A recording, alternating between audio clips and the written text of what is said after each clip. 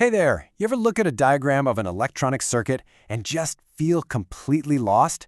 It looks like this crazy maze of wires, batteries, and weird symbols. But what if I told you that underneath all that complexity, there are just two, beautifully simple principles that can unlock the secrets of any circuit? Okay, so let's just dive right in. Take a look at this circuit. I mean, it's pretty intimidating, right? You've got currents flowing all over the place, voltages changing. It's a real puzzle. So the big question is, how on earth do engineers and physicists figure this stuff out to design everything from your phone to the power grid? Well, I can tell you they don't guess. They use a really powerful set of tools. So in this explainer, we're going to crack that code together. First, we'll introduce the two master keys you need. Then we'll look at each one, the law of the junction, and then the law of the loop. After that, we'll see how they work together as a single system, and finally, we'll get into why these old-school laws are more important today than ever before. All right, let's get into it. The tools we're talking about are called Kirchhoff's laws. They're named after a German physicist from way back in the 19th century, Gustav Kirchhoff. But don't think of them as some dusty old rules in a textbook. Seriously, think of them as the two master keys that can unlock the behavior of any electrical circuit. I don't care how complicated it looks. So, our first master key is all about following the flow of electricity. It's called Kirchhoff's current law, or just KCL for short. This law zooms in on the intersections in a circuit. You know, the spots where a bunch of wires all meet up. We call those junctions, or sometimes nodes. And the rule itself? It's actually incredibly simple and kind of beautiful. It just says that the total amount of electrical current flowing into any single point has to be exactly equal to the total amount of current flowing out of that same point. Nothing gets lost, nothing is magically created right there. It's a perfect balance. Now, to really get a gut feeling for this, let's use an analogy that'll make it click.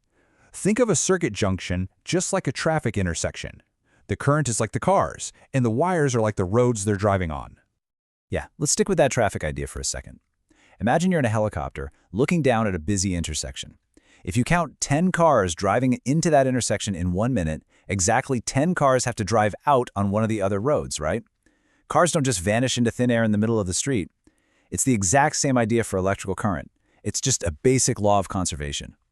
And this is what it looks like in math terms. That weird E-looking symbol is sigma, and it just means the sum of. So this equation is just a fancy way of saying the sum of all the currents coming in equals the sum of all the currents going out. Simple. What goes in must come out. That is our first key, KCL, the law of the junction. All right, let's move on to our second master key. This one is called Kirchhoff's voltage law, or KVL. Now, while the first law was all about junctions, this one is about following a complete path, a closed loop, all the way around a circuit. And this one is all about energy. So here's the official rule. It says that if you start at any point in a circuit and trace a complete closed path all the way back to where you started, the total voltage you gain from things like batteries has to be perfectly balanced by the total voltage you lose across things that use power, like resistors. You know what? We've got another great analogy for this one. Think of the voltage in a circuit loop like an energy bank account. The battery is like making a deposit. It adds energy into the system. And all the other components, like resistors, are like withdrawals. They spend that energy. Right, so think about it like this. If you take a little trip around a full loop, whatever energy the battery gives you at the start has to be completely used up by the time you get back. You can't end up with extra energy, and you can't end up in energy debt. By the end of your trip around the loop, your energy bank account has to be perfectly balanced back to zero. And here's how the math captures that idea. The sum of all the voltage changes in a closed loop equals zero.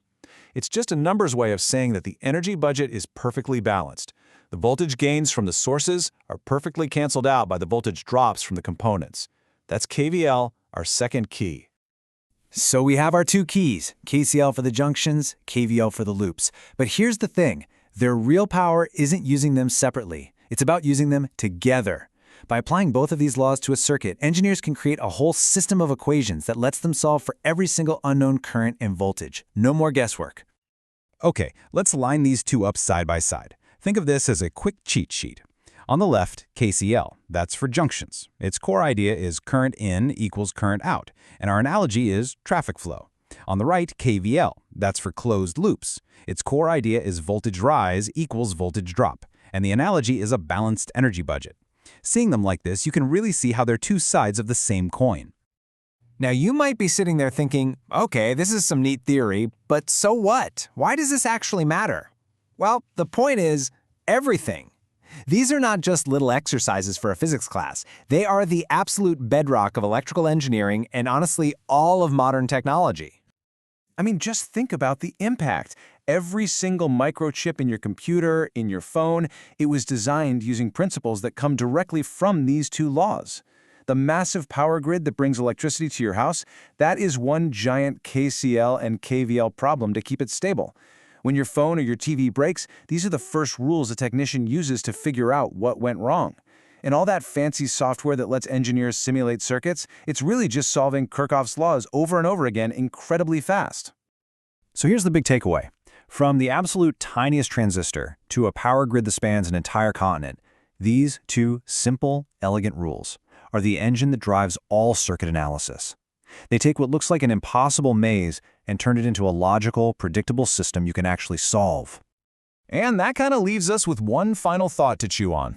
If the incredible complexity of all modern electronics can really be boiled down to two fundamental rules about conservation, what other crazy complex systems out there, in biology, in economics, you name it, might also be governed by just a few simple, powerful principles, just waiting for us to find them?